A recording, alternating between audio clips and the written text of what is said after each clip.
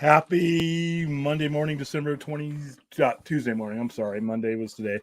It's officially Tuesday, December 27th. Hope everybody had a good holiday, good Christmas. And let me make sure that you're coming through clearly because my sound thing is not indicating. Testing up, everything's coming through clearly.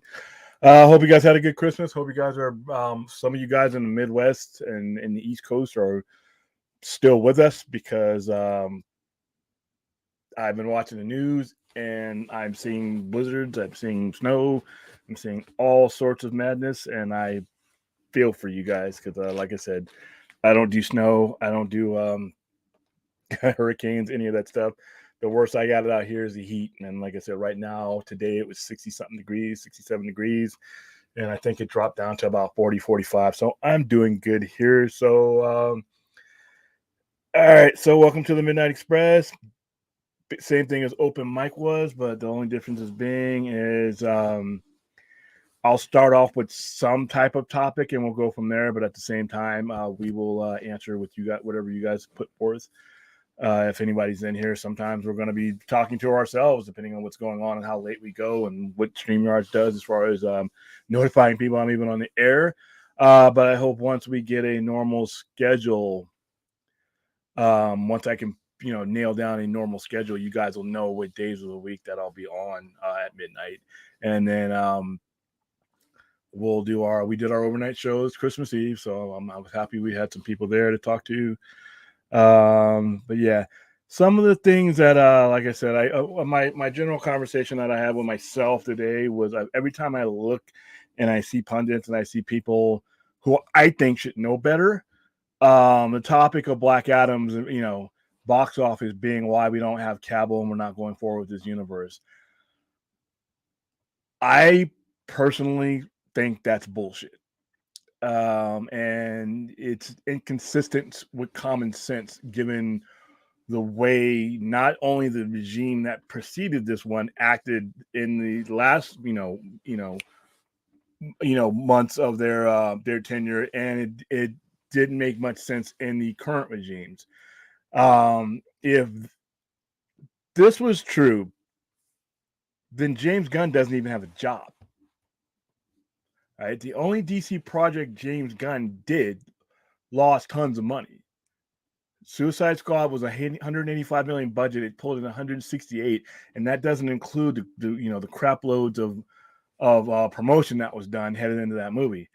Now, people will use the excuse of the pandemic and the Delta variant, but there's an day and day release. That's the people say that when in regards to giving the Suicide Squad pass, and that's fine.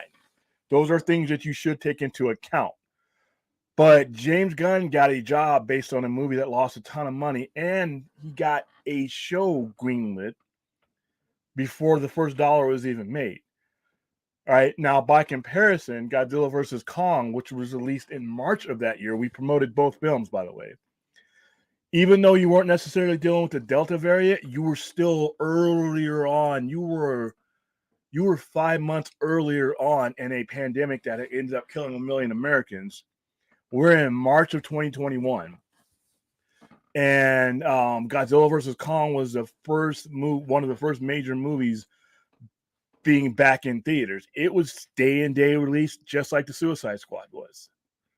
And in my opinion, in a much more precarious spot in the calendar due to the fact that vaccinations weren't ready as available as they would be in August. Suicide Squad was released in August.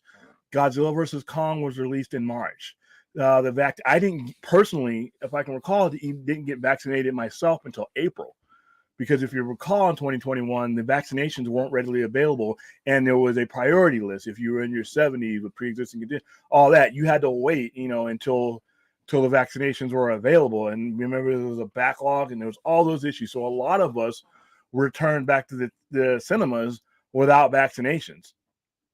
We took precautions. I remember the theater taking precautions. So we were in a much riskier spot in the calendar in 2021 with Godzilla vs. Kong than we were with the Suicide Squad. Yet Godzilla vs. Kong pulled in, let's see, Worldwide, 470 million. Day and day release, COVID, and Godzilla and Kong.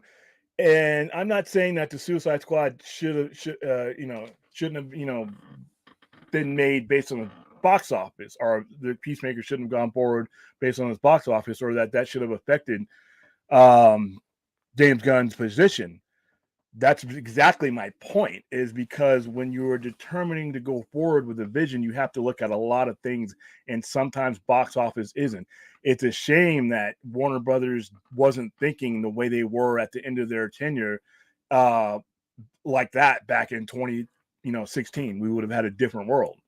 They were using different criteria to greenlight spinoffs to what they were doing with the Suicide Squad, and box office wasn't one of them, or you wouldn't be getting a Peacemaker 2, you wouldn't have gotten a Peacemaker 1. And if you were going to use box office, then James Gunn, that he doesn't have a job with DC Films, and that would be absurd to use those use that as your tool for making a decision.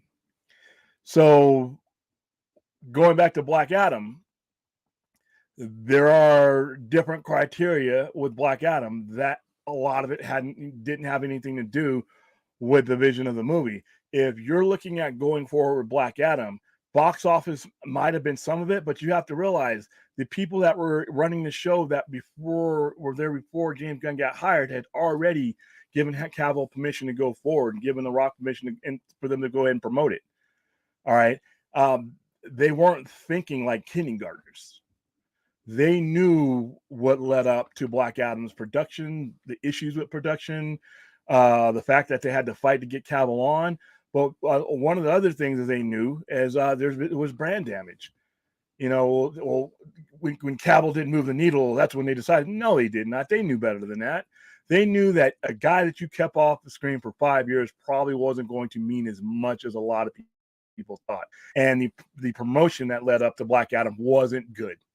All right. It got great at the end there, but by that time it was too little too late. And just like one of the things that hampered Suicide Squad, one of the biggest things besides COVID, besides day and day release, was the fact that nobody knew who the hell these characters are.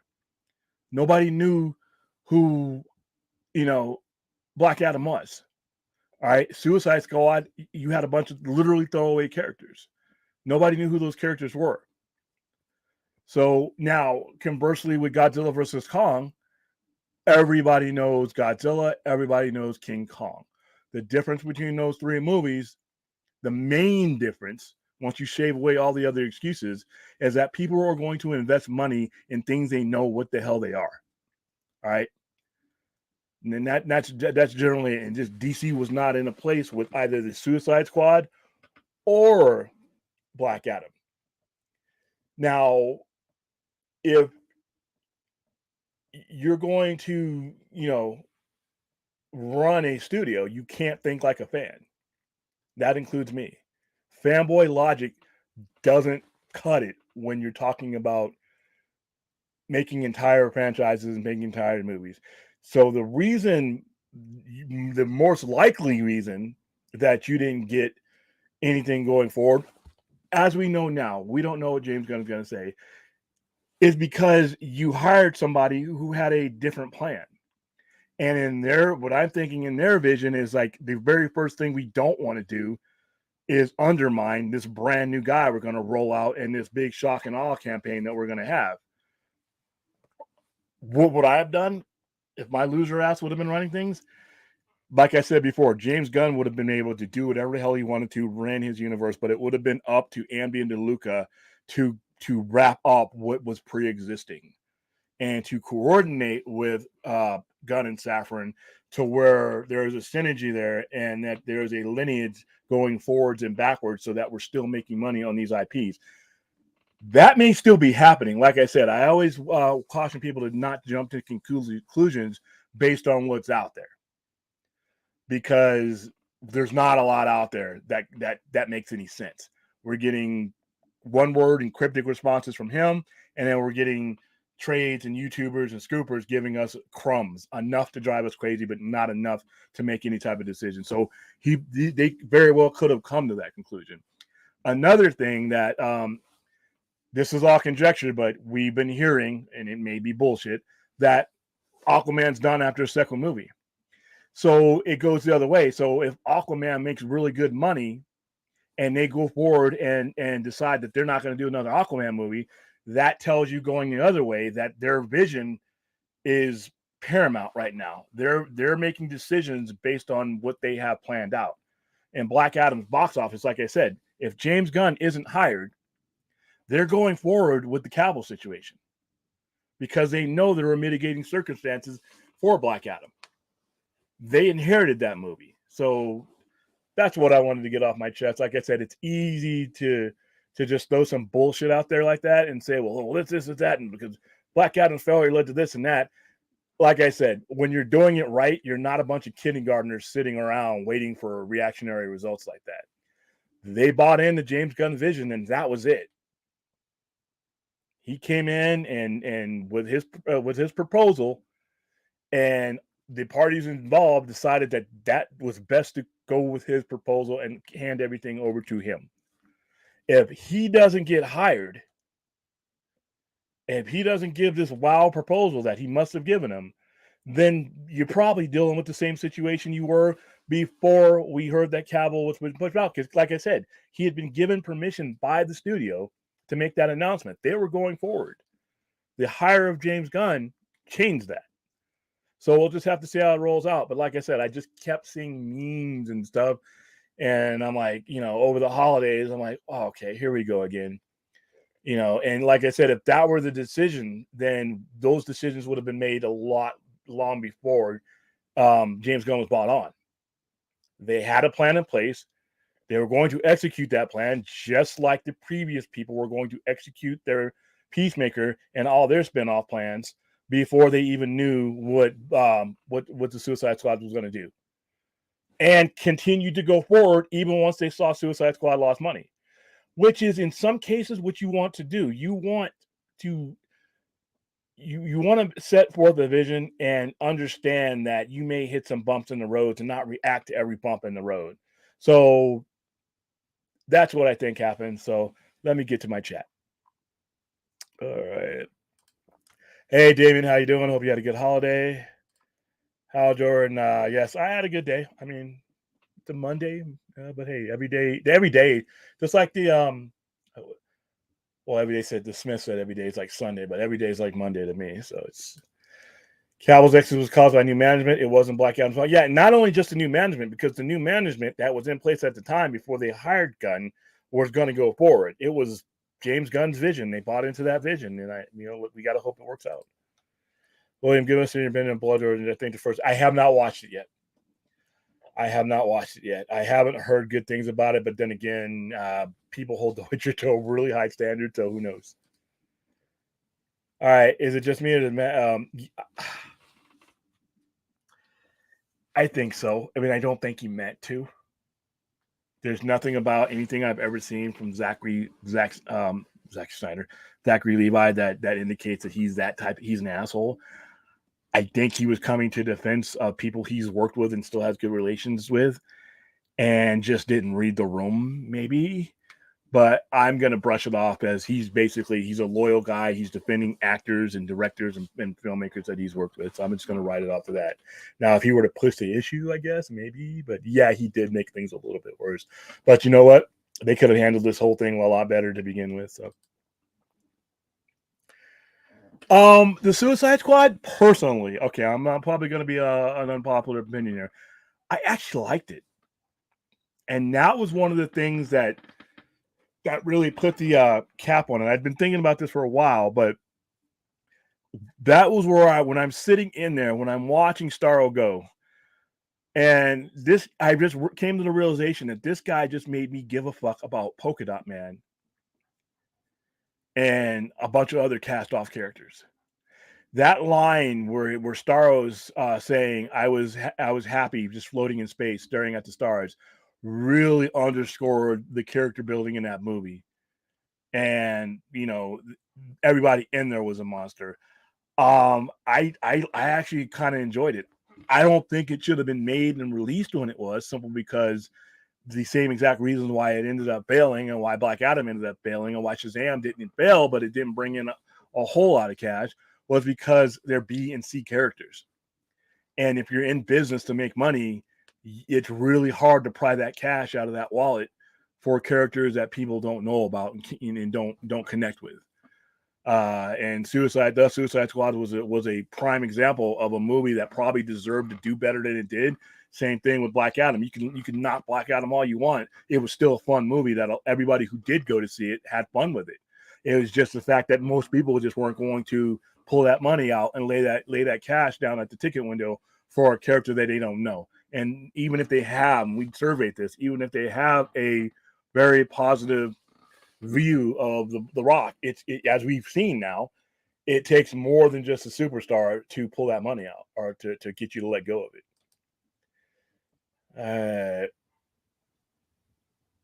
I think he made it a little bit worse, and yeah, he's doing self-promotion, which I expect him to do. But once again, we're not in his inner circle as far as we're all going to defend our friends and our coworker when we think they're being attacked. It's human nature. I'm not going to hold it against him unless he starts doing some really off the wall shit, fucking around with. I don't understand why Gunn is trying to turn DC into Marvel with cheese, dark humor, with Suicide Squad. I don't understand it.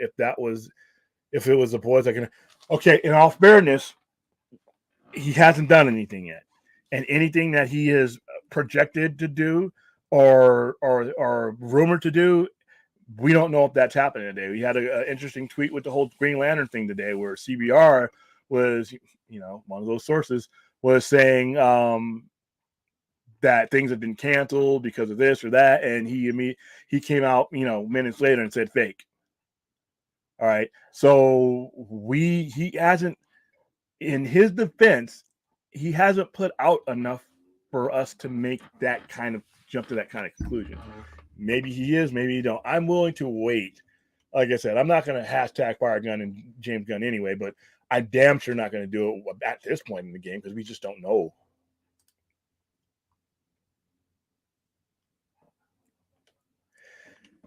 That, like I said, even if once again, he's done the stuff that's been asked of him to do, and he's done what's been demanded of him to do where he's been. If you can't really judge him and say he's going to do things like Marvel until we see what he's going to do with these characters. I think he's smart enough to know that you must, when you're dealing with the Trinity, that you have to apply the things that are consistent with those characters. Doing that, people who do Marvel both movies, they apply what works for those characters. I think James Gunn, when he starts doing established characters and not so many throwaway characters, will do what applies to those characters. The big question is if people are going to give him a chance because of the way this has began. They needed to have gotten, stuck the beginning a lot better than they did. So we'll have to wait and see. Damien, I'm giving Gunn the chance to unveil a slate post one. Yeah. That's where I'm at right now. Like I said, it cost us 0.0 cents to just sit back and wait. Suicide Squad was a very good movie, full of detail and heart. Some people dig on it because of the criminal characters. Well, if they got a chance to see it, the thing is a lot of people just didn't give it a shot because they didn't know who the hell they were. And Harley Quinn at that point, you'd already had another bad movie with her in it that, I thought Birds of Prey was horrible. And that was pre-pandemic, so there's no excuse for that failing. But so you started to really hurt her brand with things like Birds of Prey. So by the time March comes around of the following year, because remember, Birds of Prey was released in February, just before the pandemic started to hit us. So when you release movies like that, you kind of hurt the brand of your main character, and she was the main draw for that movie. John Cena was in it, but Harley Quinn at that point was the main draw. She was the one that they marketed through. All right, so let's see. TTS was okay. I was annoyed that Harley Quinn was pretty much bulletproof. Oh yeah, because that was their cash cow at the time. You know what? If there's a dance off and it works within the story, I'm open to anything. Do I want to see it as the norm? But this is the thing, though. I don't mind comedy. I don't mind jokes. Just make sure that they're placed properly and they don't overwhelm what you're doing. Once you do that, you'll be fine. Jumper, I'm confused why people are mad that The Rock used Henry Cavill for a better box office for Black Adam. Isn't that just smart business? Help your fan. Well, yeah. Well, from The Rock's point of view and their point of view for even letting it happen was we want to start the conversation with Superman in it. He hasn't been on the screen for 5 years, and it has hurt us. All right, that is devastating to have the world's oldest superhero, one of the most popular superheroes, and probably the most well-known superhero in the world, sitting on the back burner for 5 years because you screwed up and to the point where you don't want to work with the actors, you don't want to work, you don't want to touch the topic. So the previous regime was just tiptoeing around it instead of tackling the issue. So no, I don't blame people are full of shit, in my opinion, when they blame The Rock for all this. First of all, The Rock shouldn't have been the one promoting the movie as much as he had to. The Rock had to do a lot more heavy lifting than yeah, he's the star, but Tom Cruise was the star of Top Gun. Tom Cruise didn't do all the marketing. He did some marketing, but The Rock had to carry 90% of the load all the way up till the end there. So, and as far as if proper decision making had been made, Black Adam's not even made. The only way you bring Black Adam and the Suicide Squad and any of these movies into the fray is if you have an established Superman, Batman, Wonder Woman. That helps those movies. When you don't, that hurts those movies. So you can't. I don't blame him for bringing in a cameo. A, he shouldn't have had to fight as long as he did to get him in the movie. And B, had there been better decision making, I would have cornered The Rock and said, you know what? We're going to put out Cavill in the entire movie. We're going to get this contract thing in the way, and we're going to make it so that your movie does even better than that. And then we're going to use your movie as springboard. But if you had better decision making, we wouldn't have to bring Cavill back. Your dumbasses would have already had him actively involved. And then you release a Black Adam. Then you release Suicide Squad. Just like I said, the Talking Raccoon benefited from the previous 25 Marvel movies that came out. They had already gained that brand loyalty trust by the time that raccoon said the first word or that walking tree said, I am Groot. All right. By keeping Superman off the playing field, they killed their credibility. And they basically gave nothing in the interim. You gave me Polka Dot Man. You gave me Weasel. You were planning on giving me the Wonder Twins. That stuff hurts. All right. People just don't connect with those things. All right, Margot Robbie is in a dry spell right now. Yeah, hopefully I heard Babylon. I'm hearing mixed reviews about Babylon, but those are the kind of movies that end up winning the Oscars and making their money on the back end. Peacemaker's Dan intro was so good I never skipped past it. More dance numbers, please. You know what? Like I said, it was hilarious. It worked for those characters. They should have cast total unknowns for the new DC Trinity. Well, they're going to have to, and they're going to have to let those people know you're going to get shit on for the first 2 or 3 years of your movie making. Sorry. It's just going to be to the point where, and that's what I mean is that, what kind of conversations are we going to have when these movies if they don't make a lot of money because of how this was handled? Are we going to be reactionary like we were when Cavill came along and people still had their death grip fantasies on Christopher Reeve? Are we going to react because Nolan's Batman wasn't in BVS? Are we going to be shitty little kids like that, or is the studio going to react to that kind of bullshit? Because if you bring out a new Superman without properly resolving this one, because remember, all those other people that I brought up had, years, 8, 9, 10 years in between their interpretations. All right. When it comes to Amazing Spider-Man, you had 5 years in between Garfield. You had time in between. We're doing this in the middle of this current interpretation of these characters. You're literally flipping on a dime while you are still putting out movies that involve these characters. That really doesn't get done. Like I said, you can say Spider-Man with Holland and Garfield, but Spider-Man wasn't being rebooted as much as he was being reintroduced into an already existing universe. Tom Holland didn't come out with a solo movie right after Amazing Spider-Man 2. he came into an entire universe and didn't get his own movie until 2 years later, I think, or a year and a half later. And he was part of a already moving train. Had there not been that, they wouldn't have made, you wouldn't have a Tom Holland. If there was an MCU, you don't have a Tom Holland, So yeah, so this is, they're going to have to brace for impact. But like I said, anybody known or unknown is going to have a hard couple of years. And I hope that everybody involved understands it ain't going to be pretty. All right. When you talk about resolving the Snyderverse, do you think that could fall under DC Elseworld stuff Gunn has talked about? And could Cavill, Snyder, and The Rock return for that? I think so. I'm not giving anybody any kind of crazy hope, but that's a possibility. That's a very good possibility that there could be one last shot at it. I don't know if Zack Snyder would come back for it. It depends on what scheduling is, and you'd have to get this done before you rolled out your new slate. Or if you're going to do Elseworlds, and you need to let people that know that, okay, we're going full speed ahead with this new thing, but we got your other thing over there, and we'll get to it. Yeah. All possibilities right now are on the table. People who are saying there are not are reading things into these tweets and these trades and these scoopers and these YouTubers that aren't there. All right. And I always tell people right now, every time we get wound up about it, disassemble this imaginary puzzle that we've all put together in our heads, and there's a lot of floating pieces out there that don't fit together right now, and let James Gunn tell you how they fit together. Right now, we're playing a guessing game, and it really causes a lot of anguish and causes people to take this a little bit harder than they should.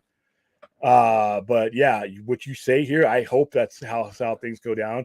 Like I said, as a fan who is ready to jump on to whatever he's going to do, all I ask is an ending to something that was began. We're not some of them are assholes, but we are not the assholes for wanting a payoff to what we bought into. We're the ones who have been supporting a lot of these movies. It wasn't us who didn't go see Black Adam. It's the general audience who didn't know who the fuck Black Adam was. It wasn't us who didn't go see the Suicide Squad. It was the general audience who didn't know who the Suicide Squad was, and on and on and on. And the previous regime was going to continue to give us B and C listers while they fiddled their fingers and came up with a plan for the people that the general audience does know. That's not our fault. I think so. I think it would be nice for them to resolve that, just for so many reasons, but credibility is one of them. David Bobo, Black Adam movie, must have taken a page out of the Flash marketing book. The Flash movie should have had 2 trailers by now.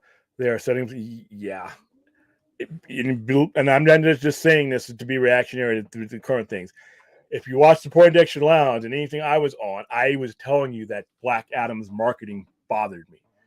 And I knew who was handling it because it was a previous regime. The new ownership came out and mandated that more money be put into Black Adam. They couldn't do much because it was last minute. But yeah, I wasn't happy. I wasn't happy with Black Adam's trailer either. I thought Black Adam's trailer was just a routine run in the park and nothing that got me excited. Nothing in that movie told me about what the movie was about, what the plight of the characters was. There was nothing there. And to be honest, in the Rock's and Seven Productions defense, their job is to produce a movie. When you bring it, it's still a Warner Brothers film. When you get that done and you're showing those guys dailies and all that, it's up to the management to say, this doesn't work. We need you to go back and fix this. Or we need you to add this. Or we need this. We need a better villain. We need your villain fleshed out. We need this. We need that. And that's what the dailies are for the production companies to get together and make a better movie at the end.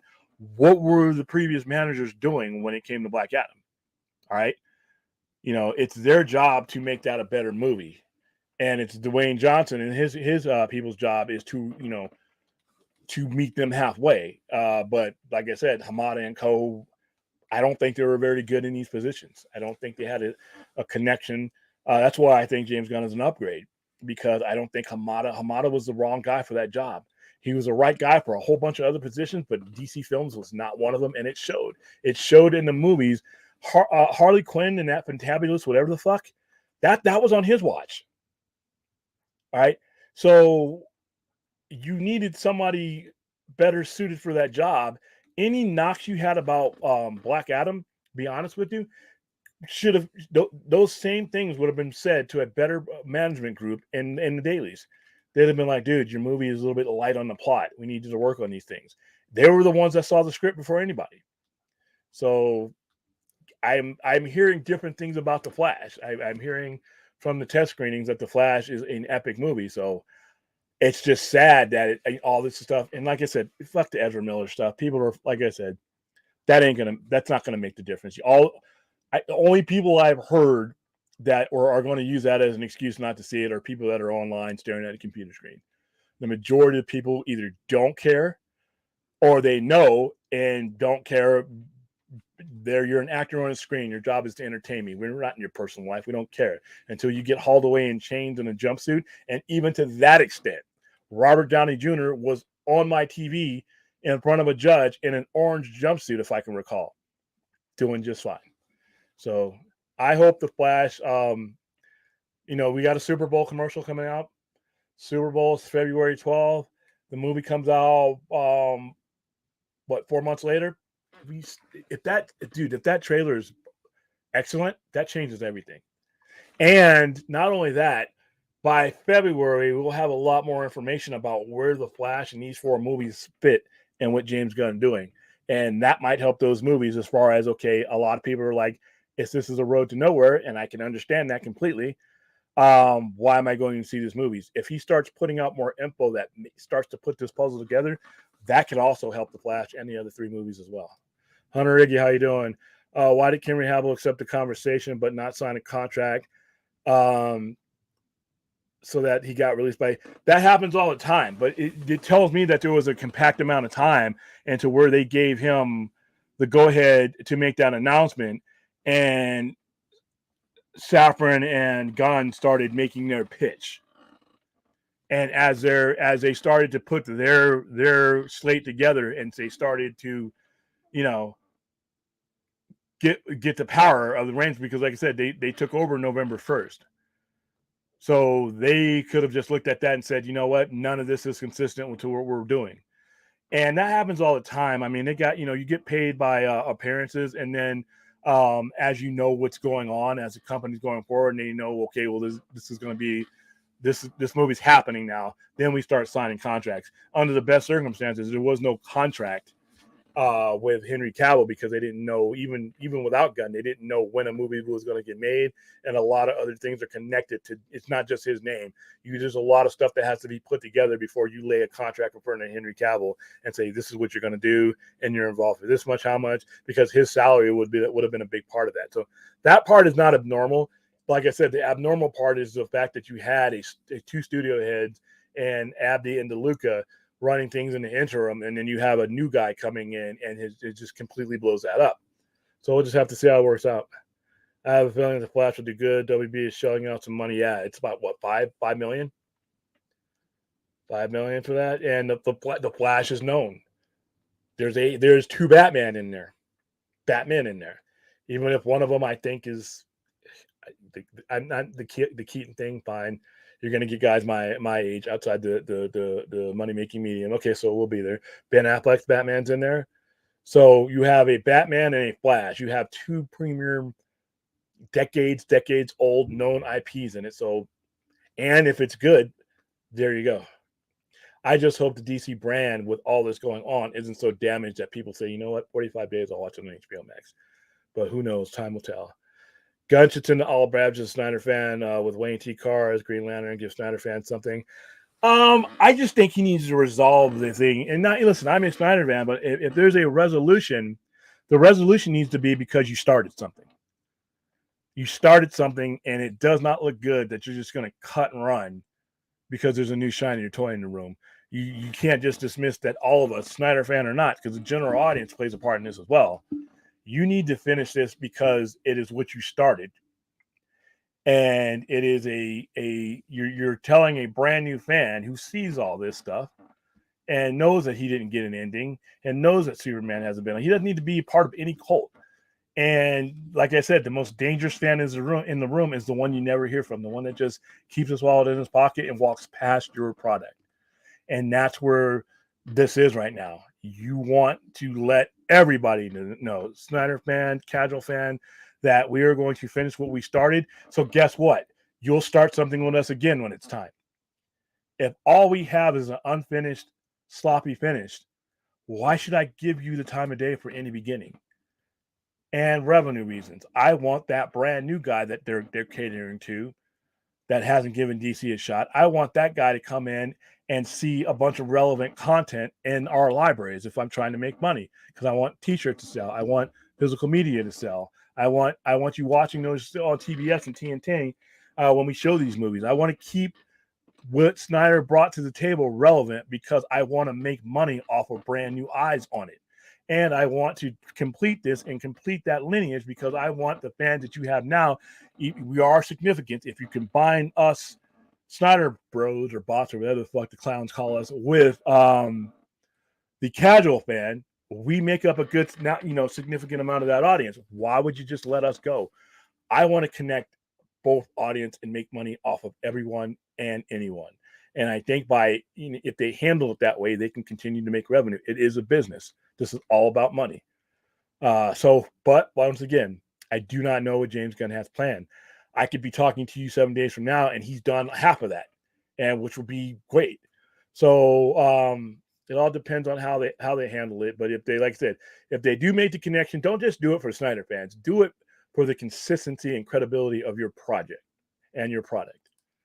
All right, Daniel Martin, wonder what financially his new DC Studios expectations are for the new iteration of Superman. I guarantee they will stay the course no matter what it does, similar to the Batman. I hope so. I hope so. Because if they would have handled the original heroes that they had back in 13, the way they handled the Batman, Batman's supposed to make $1 billion, right? Well, the Batman made $770 million. All right, it's good money. All right, Ben Affleck's Batman, the only one where he was a headliner on, made $871 million with Batman versus Superman. So if their expectations are at $1 billion, then yeah, they're going to have some problems. I think the DC brand right now is too damaged to have those kind of expectations. And plus, you still have people who have a death grip on whatever Superman or Batman means the most to them. And you have to give them time to take a look at your project. It might not be in the theater. It may be on HBO Max. But guess what? When they watch it on HBO Max and they love it, they're going to be at the sequel. It's how you build your brand. And that's something that the clowns that were doing it in 2013 through 2017 just couldn't figure that out. So yeah, they're going to have to brace it. I don't think they're going to get $1 billion off of any of these movies that they start off with, because it's a transition period. I think they put themselves in a better position if you keep an established fan base around while you're bringing in these new people, you increase your odds for success. And like I said, giving us a resolution helps there. A few more weeks, yep. Hopefully they throw us more than one, and I hope when they do get to the point where they're talking to us, it's less cryptic. I understand that they can't give out everything before they give it to Zaslav, but this one words and cryptic and I need a little bit more. I'm glad he's interacting with us and cutting down the bullshitters, but as we get closer to the bone, I want to actually want to see a little bit more. But I think that's coming. I think we just have to be patient. Yeah, that's another thing. If we have low expectations, if we think, okay, it's going to do shitty because nobody, brand new actor, we're still getting over Cavill, and you lay out expectations about 400 million. And also, like I said, and I hope this isn't the case, I don't want to see a low budget Superman. And there's only so many things you can cut out of a Superman movie. There is no such thing as a grounded Superman movie that's gonna fly. Even the television production stuff is up there in cost in regards to what a television show should cost. So I don't think people are going to react well to a pick and save Superman. So I hope that's not the case. I don't think Henry Cavill will want to come back, even if they offered him the Kingdom Come. They've been jerking him around for years. That I don't know, because none of us were in the conversation for that last conversation with him. I think he knows, he understands how he's been jerked around, but he also understands that those people aren't there. He also, like me, understands what James Gunn is walking into. If he's offered a way to give a proper culmination to that character, I wouldn't be surprised if he jumped at it. To be honest with you, it all depends on the inner workings and the conversation. We don't know what he said. All we know is that James Gunn's doing a new Superman that takes place in a younger version than Cavill is, and he won't be in that. He never said there's not going to be a Superman that involves Cavill.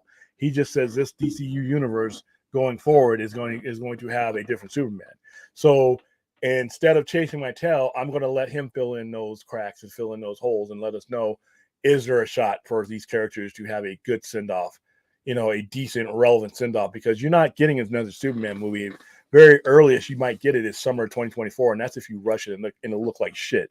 But you're probably talking about December of 2024. That's 2 years from now. What are we doing in the interim? We could be wrapping up a lot of stuff on several different platforms, between now and then. So we'll have to wait and see. Yeah, it was very unnecessary, and it was dumb too. So, now that Cavill won't be Superman again, he's free to go after the James Bond role. I don't think they're going to cast him. I think they want someone in their early 30s. Cavill just turned 39, because you're talking about somebody who they're going to want as James Bond for 15 years. And they're not going to want to go in the Roger Moore territory of having, granted, Cavill's in better condition than those guys would be at that point. But I think that they want a Bond. It sounds like the Broccoli family wants a Bond that's at least 7-8 years younger. That's what they say. I wouldn't, if I woke up tomorrow and Cavill's Bond, I wouldn't be surprised though. But I think that age thing might hurt him a little bit. I don't know. I mean, I could see it being folded into the DCU because right now we haven't seen the movie, so we don't know what the establishment with every other superhero is. So it will be easy to fold him into the DCU because we haven't seen anything yet. So I'm not sure. You're right about that, William. My complex shows movies at the leasing office at Saturdays and Sundays, and they were showing Black Adam at the end. All the kids were crazy over him. Yeah. I mean, not crazy enough to pay $10 a head, maybe, but it's about starting the conversation. It's about getting people excited about things again. And sometimes that doesn't always translate in the box office when you haven't had that conversation for 5 years. All right, let's see. Yeah, but they all knew who Superman was. That red S carries a lot of excitement factor when it's being done right. I mean, if the Flash hit like J.L. Snyder cut, aren't they just keeping the Snyderverse alive because it's a superior project? It all depends on how they ended up resolving the end of the Flash. I guess I'd have to see how that ends first, and I'd have to see what parts are going to be, the Prime universe and erased, and what parts may be kept up in an Elseworld. Who knows? How you doing, Chappie? William, why is it that sometimes these studios give so much power to these critics instead of the people that paid to go watch your movies? It's like listening to your consumer. I don't know. I have been asking myself that question for a long time. I think some of these critics are full of shit, to be honest with you. I think a lot of pundits in general are full of shit. And, to